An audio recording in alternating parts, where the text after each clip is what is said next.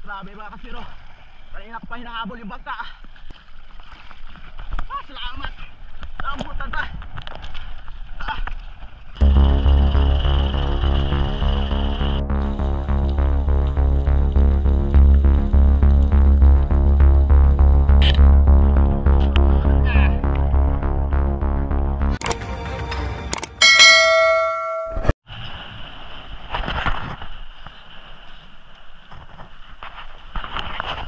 Spearfishing tayo mga kaspero at nandito tayo ngayon sa Bulabog at yung panahon natin ngayon medyo malakas. Ayan, alon, sobrang maalon mga kaspero. Tatlo kami ngayon, mana, kasama si Master Dane at si Master X, at hindi na kami nagdala ng bantay ng bangka gawa ng hindi rin kami masyadong makita dahil maalon. Kaya yung gagawin namin, naka-anchor lang itong bangka. Dito lang to nakastay para paikot-ikot lang kami dito sa paligid para hindi na mahirapan. Alright, dala pa rin natin styro itong malaki. Sana swertihin tayo mga kaspero at makawin tayo ng safe. Let's go!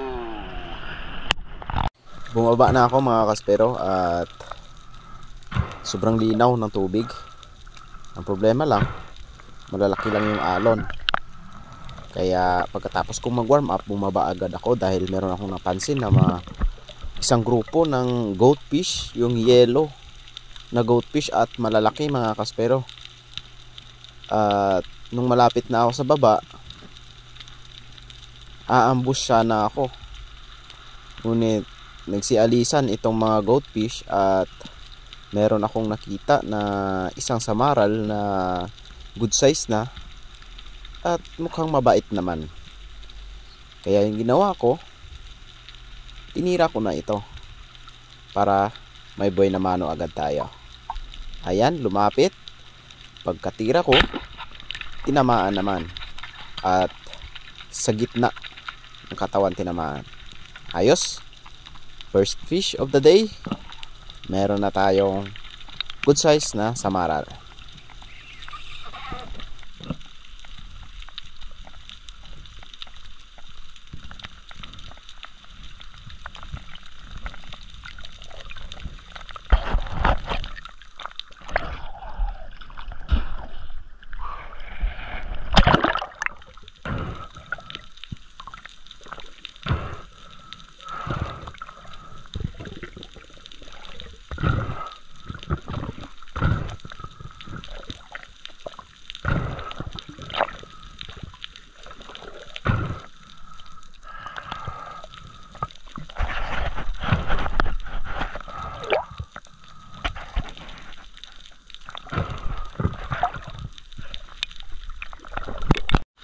Pagka-secured ko sa isang rabbit fish or biyangon, bumaba agad ako dito sa unahan dahil meron akong napansin na malaking lunar tail na grouper.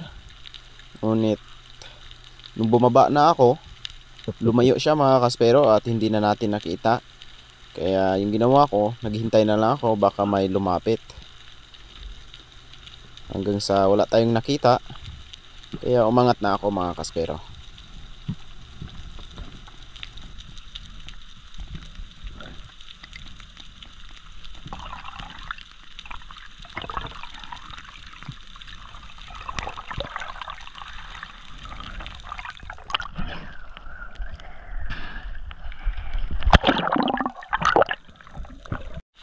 Pumunta ako sa unahan at itong baton na ito, maraming sweet lips dito dati. Dito ako nakakapana at medyo may kalaliman itong spot na to dahil 21 to 22 meters. At yung nakita ko lang dito yung malalaking triggerfish or papakol at grupo na samaral. At nag-aalangan naman akong panain dahil baka may mas lumapit na malaki, kaya hanggang sa wala tayong nahuli mga kaspero. Kaya okay lang yan, bawi tayo sa susunod na spot na pupuntahan natin.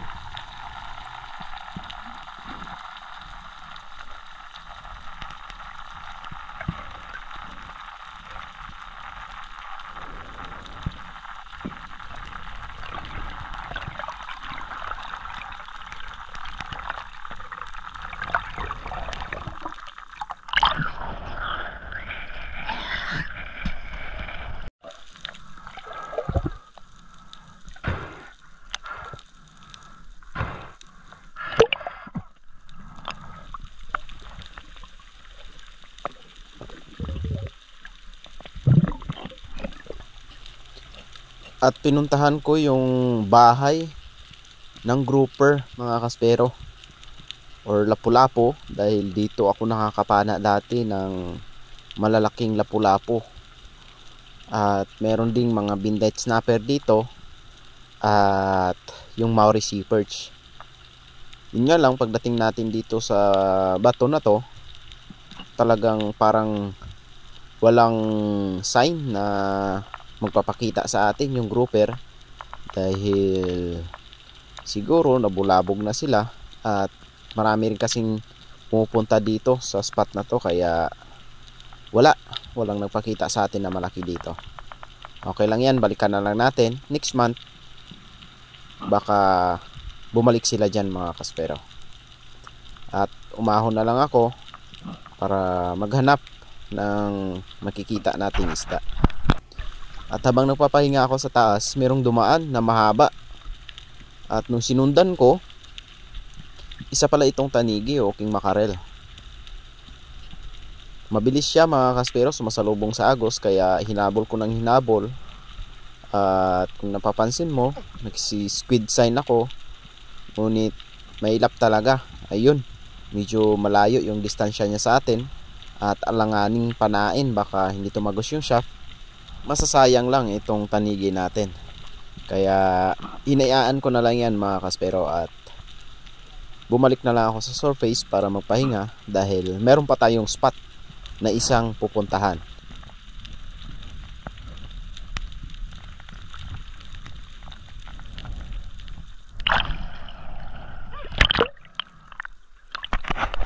At ito na nga yung spot kung saan nakakapana tayo ng mga giant trevally. Yung 26 kilos, 15 kilos na nating napana na giant trevally, dito lang yan sa spot na to, mga kaspero. Kung napansin nyo, napakaraming bait dito. At ayun, merong agad akong nakita na isang giant trevally. Hindi lang nag-iisa pala, at napakarami nila. At meron pang kasamang mga rainbow runner. Ayun, mga kaspero. Yun nga lang, medyo mailap dahil maalon. Siguro naririnig nila yung hampas ng alon, kaya yun, bumalik sila sa ilalim. At buti na lang, pagtingin ko sa baba, meron pang natira na dalawa. At nung binabaan ko, na iambus ko nga siya na, at nung hindi pa ako nakarating sa ilalim, bumalik na kaagad yung isa. At good size na rin ito, dahil medyo may kalaliman itong spot na to, around 21 to 22 meters. Ayan, hindi pa ako nakasagad, dito na tayo sa 20 meters, at bumalik yung isang GT. Kaya eto yung nangyari, boom, spine shot. Yan, sintido yung pagkapana natin dito sa giant trevally. Ang sarap sa pakiramdam, dahil ito yung first giant trevally natin ngayong year 2025.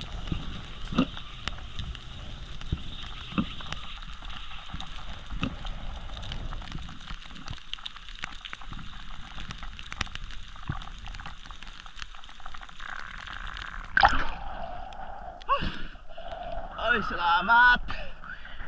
Kahit malakas, nakadali. Ang dami GT.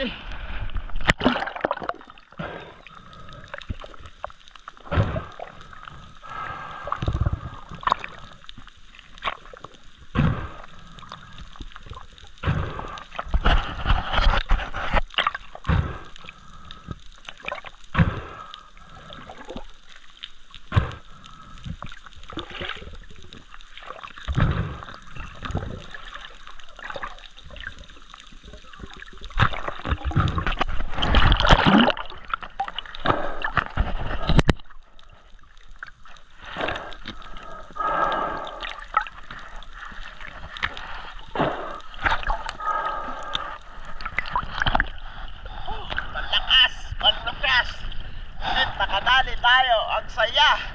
Right, mga kaspero.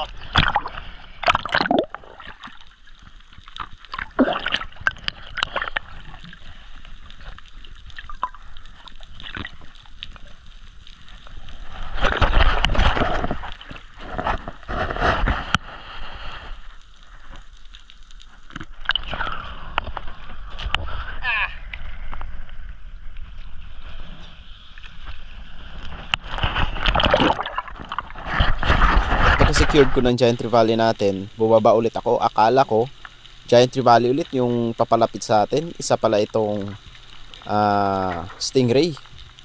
At bawal naman itong panain dahil isa ito sa endangered species na bawal kunin na stingray. Ang tawag dito, eagle ray. Napakaganda niya tingnan pag sa ilalim, mga kaspero. At sa time na to, nag-iisip na ako dahil sobrang lakas na talaga ng alon. At baka matangay na yung bangka natin dahil walang bantay. At ito yung mga nangyari, mga kaspero. Ayan, nung tiningnan ko, wala na akong nakita doon sa pinag-angkuran namin. Grabe mga kaspero. Kanina pa hinahabol yung bangka. Sa tangkal sa angkor. Tsaka grabe yung pagkahabol ko dito, mga kaspero. Halos 1 kilometers yung hinabol ko para lang maabot itong bangka. Dahil pagdating dyan sa unahan, dyan na humahampas yung mga alon dahil low tide. At dyan malalaki yung bato, baka mawasak yung bangka natin at wala na tayong service. Kaya talagang hinabol ko ng hinabol ito, mga kaspero, hanggang sa inabutan ko. At yun nga lang, pag akyat ko sa bangka, hindi umandar, hanggang sa inabutan din ako doon sa malalaking alon doon sa batuhan. Inalalayan ko na lang, mga kaspero, nang hindi mabutas. At buti na lang hindi naman nabutas. At pumunta na lang ako sa tabi para ayusin yung makina para umandar, para hanapin ulit si Master Danny dahil napakalaki ng mga alon at baka hindi natin makita.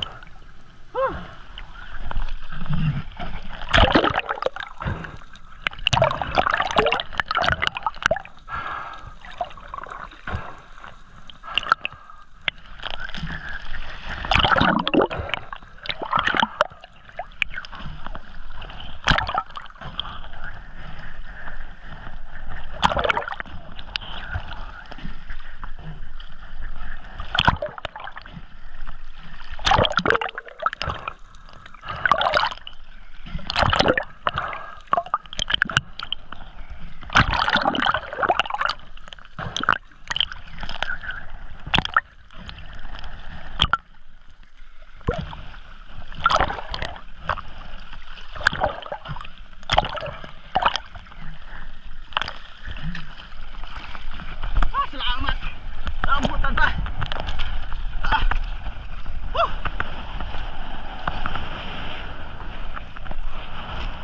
Grabe mga kaspero. Pagkaakyat ko nga sa bangka, mga kaspero, nakunin ko na sana yung isda sa bewang ko. Nahulog pa itong isda, kaya sinecured ko na yung GT or Giant Trevally at yung 2 piraso na naiwan. Sayang na rin yung surahan at saka isang rabbit fish or bayangon na binamano natin. Pero mas inuna ko itong bangka dahil papalapit na talaga sa batuhan at hindi umandar yung bangka. Grabe mga kaspero, lumakas na talaga yung paghabol natin sa bangka hanggang sa tabi. Buti naabutan natin at hindi umandar, kaya tumabi muna ako. Hindi na natin nabidyohan gawa ng sobrang hirap at mababaw na doon na part, kaya inayos ko na lang yung spark plug. At buti naman umandar, kaya hanapin na natin si Master Danny at saka si Master Rex para iyan natin umuwi dahil napakadelikado na, lalaki na ng mga alon. Yan o, hirap.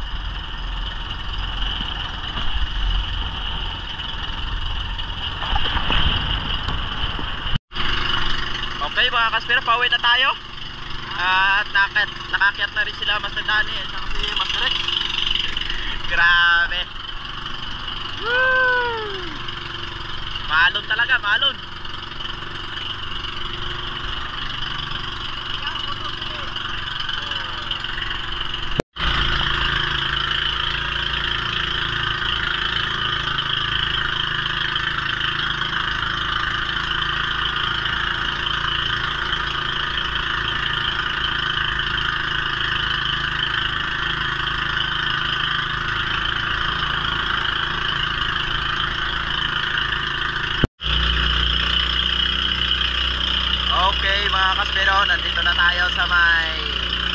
basahan at medyo kalma na yung dagat dito, kaya okay na, safe na tayo.